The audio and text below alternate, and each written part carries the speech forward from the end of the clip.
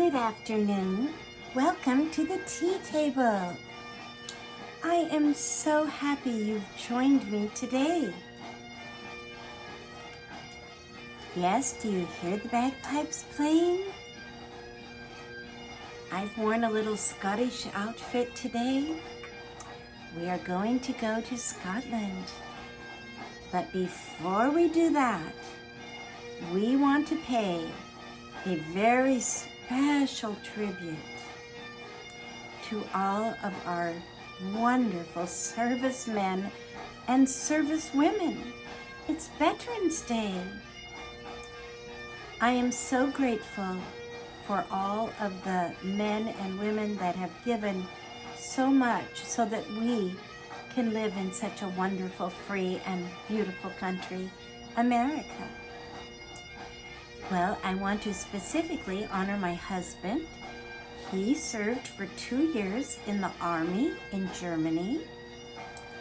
And our son Samuel, he served in the Marines for 2 years, and he actually had 2 deployments to Iraq and was honored with a very high Navy medal of bravery, and I am so grateful to God that he came back in great danger there. We don't realize what people really go through for us. And then our wonderful son-in-law, Jake, he is a lieutenant colonel in the Marines and is still serving in the reserves. He has done many things, from learning Arabic to deploying to Iraq several times also, and works in many areas now in the Marines. But as I was pondering today, I thought we also in our family have the grandfather who is not with us, my husband's father, Johnny M. Shoemaker. He served in the Navy on a ship in the Pacific in World War II. And then his brother Johnny served in Korea in the Air Force. So it suddenly occurred to me, I think we covered all 4, and I'm so grateful for that. I received personally an insight into the sacrifice of everyday hardships the military young men and women go through. I had to bring my grandchildren over to meet their father, and he was kind of in the middle of the desert on either a week or a weekend. I think it was a week-long duty. I got there, it was so bleak. It's 120 degrees. They're out in tents, preparing for just in case anything happens. And the water is bad, the food is bad. Oh my, they have to carry these big packs. I said, the sacrifice most of us don't really realize. I got just a tiny, tiny little peek behind the curtain. So God bless all of the military and all of the men and women that have served and are serving and will serve in the future. We thank you and we pray God's blessing to you and safety and protection, and for America, that we will not have war. We pray for peace. Yes. Well, I will tell you, actually going to Scotland for Veterans Day fits in perfect, because there is an area of Scotland, and I think it's the center northeast, that is called the Fighting Scots, and it's considered that the greatest military units came from that part of Scotland in Britain, and they're known as fierce, courageous fighters. Well, come to find out, guess who came from that area of Scotland.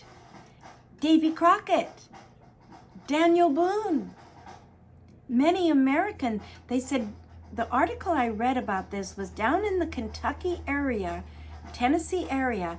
That's where many of the Scotch-Irish settled, and they were from those brave Scottish clans and tribes, and they brought their fiddles, they brought their music, they brought their bagpipes, and it's fascinating how generationally they go forth, and they are some of the greatest warriors. Plus, do you remember a man named John Paul Jones, who actually was sent by Thomas Jefferson to go over, oh my, he was sent to try to get those Barbary pirates. They had terrible Barbary pirates that were so fierce in that, Black Sea area.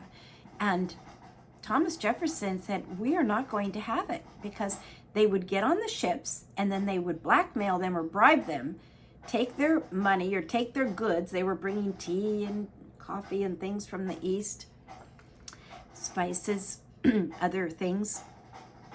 Thomas Jefferson, what a brave man. He said, no, we will go and we will fight. And John Paul Jones was not even an American citizen. He was a Scotsman, but he was famous and had a reputation for bravery. And Thomas Jefferson said, please come and help us. And so he came, and it was the beginning of the American Navy.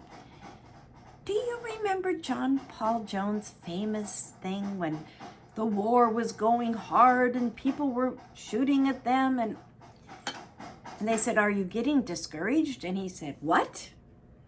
He said, I haven't even begun to fight. That's John Paul Jones. And then he was very injured in that battle, and he never quite was the same after that. He kept fighting and he kept working, but he gave a lot. He gave his all, and I think it shortened his life.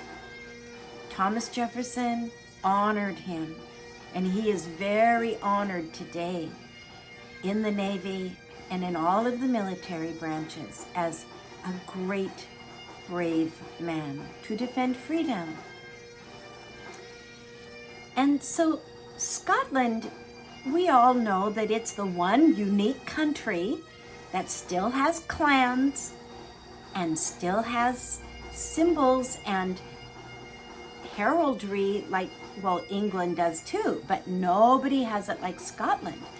And I heard it once said, every Scotsman, every Scots lady, they know their clan. I know mine. Now, I'm wearing my clan, but it's so far down here. Let's see if I can show it to you. It's a buckle here. I'll stand up a little bit. And it is a picture of a high tower, and it says, I hope in God. Now that's the MacNaughton clan. But I'm actually a Hendry, but it goes into the MacNaughton. I think I'm related to Patrick Hendry, because on my birthday he said, March 23rd, 1776, give me liberty or give me death. That's a Scotsman. And do you know, 75% of the founding fathers were Scotch-Irish. Even the form of government that we have, which is the three, legislative, judicial, and executive, that balance of powers, that came from Scotland. It's called Presbyterian. It was what the Presbyterian Church under John Knox formed. Came right out of the Protestant Reformation. He got it over with John Calvin in France, and John Calvin basically got it from Martin Luther in Germany. The bottom line philosophy of it was, the ground is level at the cross. We're all equal in God's eyes. And so we don't want a despot. So we want to have self-government. That's what America, the great experiment, that's what we are. That's where it came from. It comes from the Bible. It comes from the fact that God does love all of us the same. We are peasant, priest, king, pauper. In God's eyes, we are all beautiful, eternal souls, and He loves us. And that's why true biblical Christianity is fair and just. That's where we get these concepts. The whole slave trade was stopped by Christians. Yes, by William Wilberforce. Britain was the first one to pass the law, setting all the slaves, not accepting any more slaves and setting them free. Well, it was a big fight because they made a lot of money that way. They didn't have to pay them. William Wilberforce and Pitt the Younger and many, many, many other great men stood in Parliament and gave their all and said, no, we cannot do this. And it was then the abolition of slavery also in America was led by the Christians.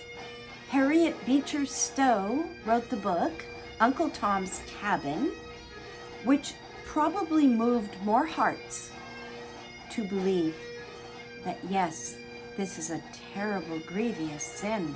Cannot have this. It's not right. It's not biblical. In those days, we were living in with a Christian worldview. So you could appeal to the hearts of the people through the church. Thousands of sermons were written and preached on this. And that's where it comes from. So Scotland really gave us our form of government. And these bagpipes, you hear them, they're really powerful.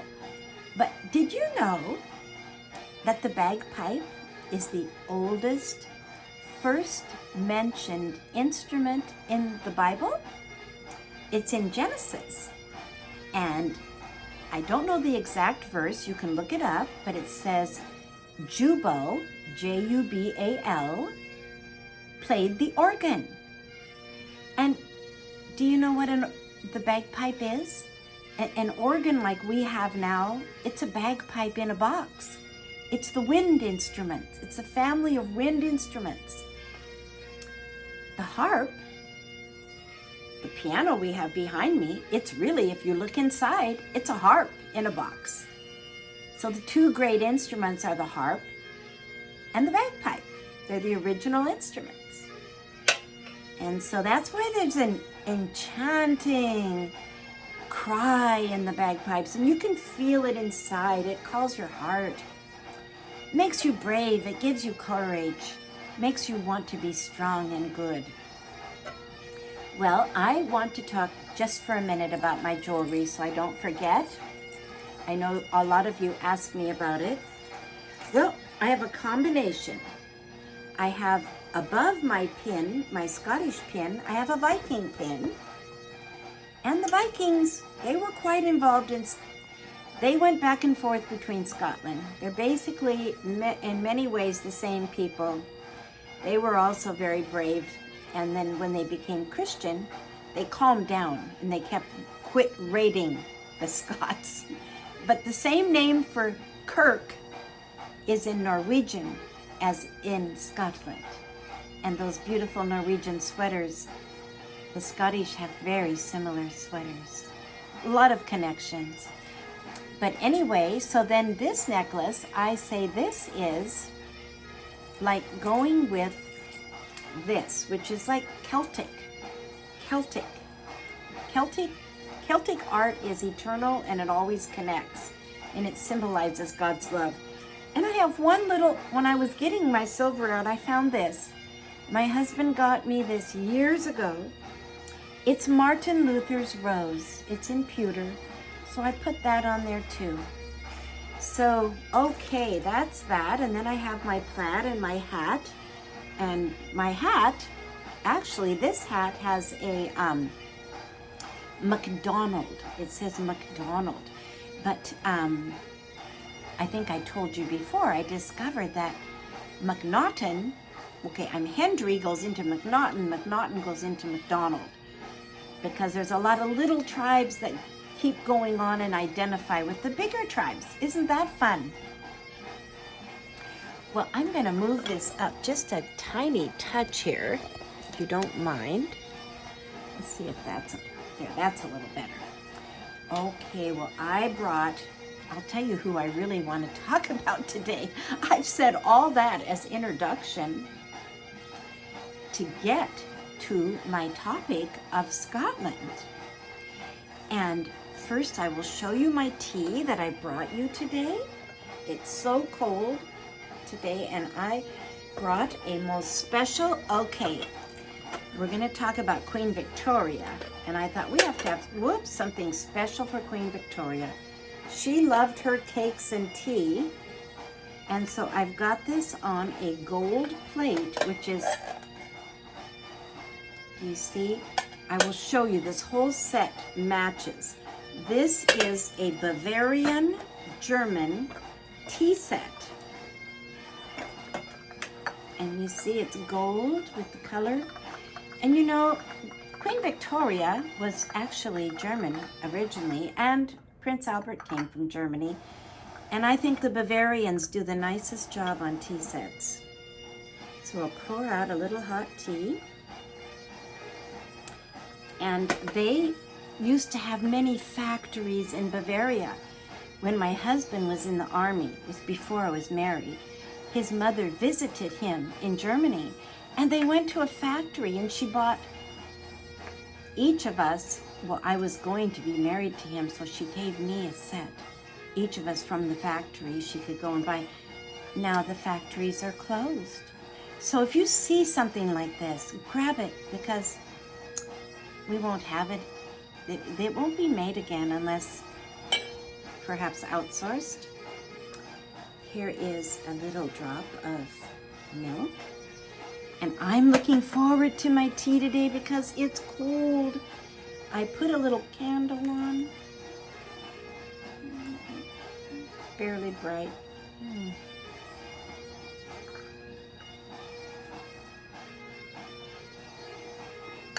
Oh my goodness, that's so delicious. Oh, that tea is so delicious. Let's move this back a little bit so maybe you can see the tea set while I share about Queen Victoria. And what I wanted to talk about, I'll tell you why I want to talk about her. I saw, well, my husband and I saw the best movie. You must all watch it. If for only the scenery. It is called Mrs. Brown. I'm sure it's on YouTube. And it is about her life after Prince Albert died and how she loved Scotland and went to Balmoral Castle where the Queen was. That was the Queen's favorite.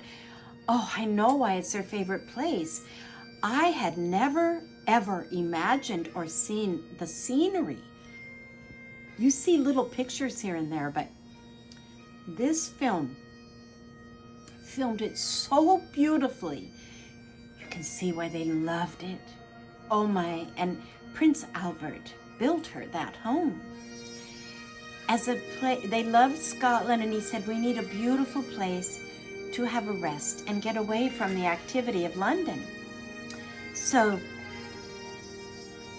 you know, it's about 500 miles from London.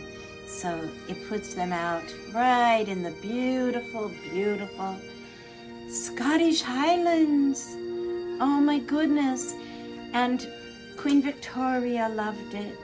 But she was so sad when Albert died. She loved him so deeply. And I feel God provided a man for her to help her. And that man was John Brown. And he was a bagpiper, and that's why we're having the pipes. And he was a gillie. A gillie means the helper of the house. They had many helpers. And he felt so much heart for her that he took care of her and would look out for her and ride the horse with her. And she had him play the bagpipe every morning below her window for 30 minutes. And that was how she started her morning. Isn't that beautiful? Oh my, and now we're hearing Amazing Grace. I don't know why my camera keeps falling down. I gotta move it up a little bit. There. Okay. Do you see in the background out my window behind me? That's that maple tree. And it's turning bright red now. By next week, it will probably be bright red, and maybe we'll move down to that window to show you. But I started thinking, okay, Queen Victoria, you know, she becomes queen when she's 18. She's so young. And I kept thinking, you know, Felix Mendelssohn, he wrote the beautiful Scottish symphony, and he went up to the Hebrides, and he wrote Fingal's Cave, and so I thought, I'm going to see what, you know, do the dates line up? Well, he has a very short life, which is unbelievable. Felix Mendelssohn, I've always admired him and thought, wow, he was given such a good life from God. He didn't have the struggles of a lot of the composers. He had 2 parents that loved him. He had a sister, Fanny. They loved each other. He had good education. They didn't have financial issues. And so I always kind of idealize him as one of the really fortunate, because many of the artists have such hard times. Well, you know, Felix Mendelssohn is really Jewish, but he's half Jewish. No, he's, I think, all Jewish, but his father converts to Christianity, so he works in the Christian world in Germany. Well, when he was 20, this was common. Young men would be given a journey abroad to broaden them and educate them. Generally, they would go to France and to Italy and do what they call the Renaissance tour and see all the ruins, maybe go to Greece and see the greatness of the ancient world. But you know, his parents were great readers, and they had been reading stories of Sir Walter Scott, who was very popular in the early 1800s, a Scottish writer. And they said, oh, why don't you take your trip to Great Britain and Scotland? And maybe you can see Sir Walter Scott. They loved him so much. He wrote the Waverley novels. And in that day, everyone knew who Sir Walter Scott is. And it's sad because now I have talked to many people that have hardly heard of Sir Walter Scott, or if they've heard of him, they may know he wrote a book or was a famous Scotsman, but they do not realize that he was the most famous in his day, and everyone was reading Sir Walter Scott. He was beloved. And almost, I mean, to go on a trip and want to see him, you know how famous he was. So Felix Mendelssohn, they had a friend in Edinburgh who was a diplomat from Germany. And he said, I will show you around. So for 3 weeks, they went on this incredible tour of Scotland, a walking tour. You got to realize there's no trains. There's no buses. They would have probably had horse and carriage a little bit and then walked. And I don't know. I am so sorry about this camera. But I